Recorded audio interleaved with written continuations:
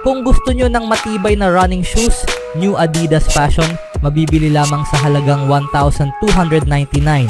I-click lamang ang link sa comment section.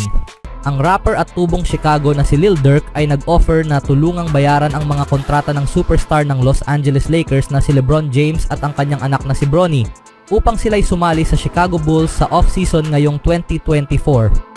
Ang Grammy Award-winning na rapper ay ipinakita ang kanyang mga mensahe sa Instagram kay James, bagaman ang all-time leading scorer ng NBA ay hindi pa tumutugon sa kahilingan. Ang Bulls ay aktibo na sa off-season, ipinagpalit si Alex Caruso sa Oklahoma City Thunder kapalit ng guard na si Josh Giddey noong Sabado. Ang kinabukasan ni James sa Lakers ay hindi pa tiyak dahil hindi pa siya nagdedesisyon sa $51.4 million na player option para sa susunod na season ayon sa Spotrac. Gayunpaman, ang Chicago ay hindi mukhang isang realistiko na posibilidad para sa 4-time MVP. Ayon kay Bobby Marks ng ESPN, ang Bulls ay lampas pa rin sa salary cap matapos makuha si Giddey kaya't napakahirap para sa kanila na pirmahan si James. Mukhang nakatuon din ang Chicago sa pagbuo ng mas batang roster sa paligid ni Giddey at Kobe White na hindi tugma sa timeline ng 39-year-old na si James. Bagaman nakipagkita si James sa Bulls noon sa kanyang sikat na 2010 free agency. Ang landas ng team para makuha si Bronny ay mahirap din dahil ang Bulls ay may number 11 overall pick lamang sa draft. Iyon ay mas mataas kaysa sa range ng 19-year-old ayon kay Jonathan Wasserman ng Bleacher Report na iniuugnay si James sa Lakers gamit ang number 55 pick sa kanyang pinakabagong mock draft. Kaya ang offer ng rapper ay pwedeng makatulong para mangyari ang pagkuha. Sa kabila ng mga chismis tungkol sa father and son duo sa NBA, mukhang mahirap pa rin ito sa Chicago magaganap. Anong masasabi niyo mga kaibigan? Ngayon na ipinakilala na ng Los Angeles Lakers si JJ Redick bilang ang kanilang bagong head coach, ang susunod na malaking balakid na kailangang malampasan ng organisasyon ay ang paghikayat kay LeBron James na manatili kung sakaling magpasya siyang i-opt out ang kanyang kontrata at subukan ang free agency.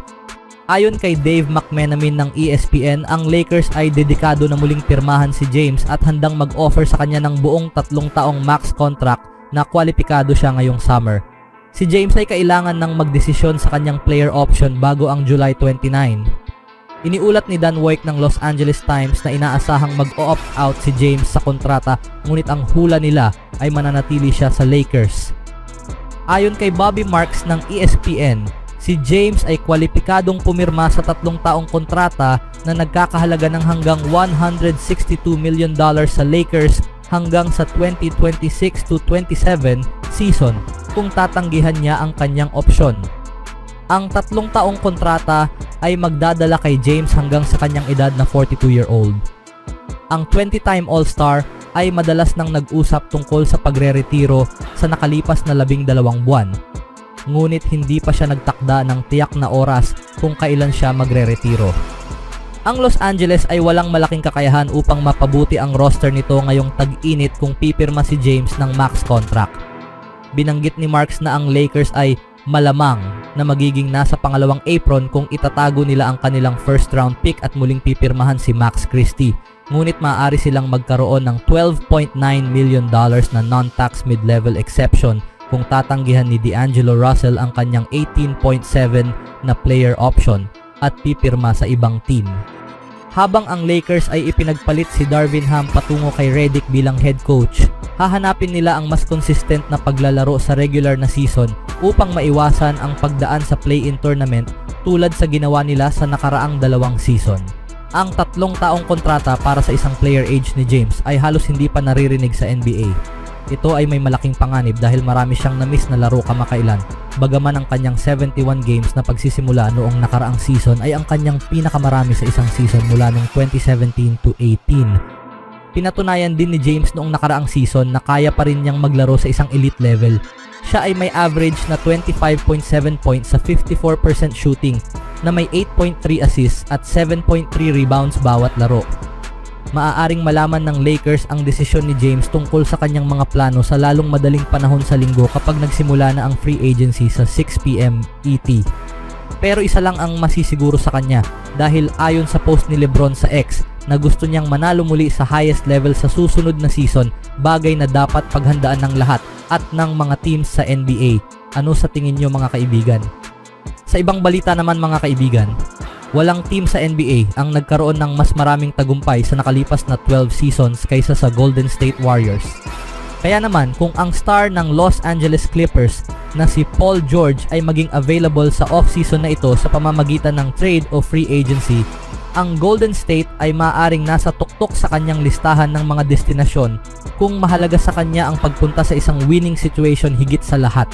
Si CJ McCollum ng New Orleans Pelicans ay sumali sa NBA Today ngayon araw kung saan tinalakay niya ang sitwasyon ni George at kung ano ang maaaring pahalagahan nito sa kanyang susunod na team kung nais ng 9-time na All-Star na umalis sa Los Angeles.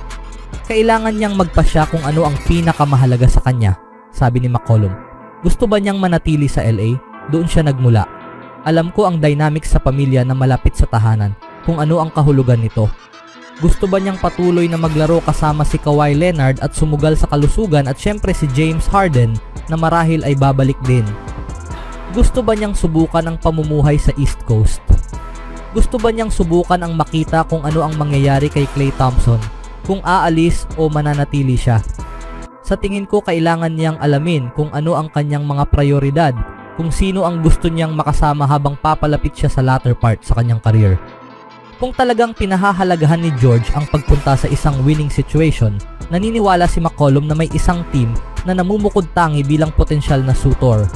To the Bay, mahirap ang West pero maiisip mo ba siya, si Steph Curry, Draymond Green na magkasama, dagdag ni McCollum. If it's about winning, it would be where? If Paul George wakes up today and goes, I'm making this decision, not lifestyle, not money, I just want to win next year, I want to win a ring. Go Where would that be? CJ, and then I'll give you my thought. To the Bay. Oh, really? I was going to say Philadelphia. Interesting. Him, Steph, Dre, together. You like that better than Maxey, him, and Joel?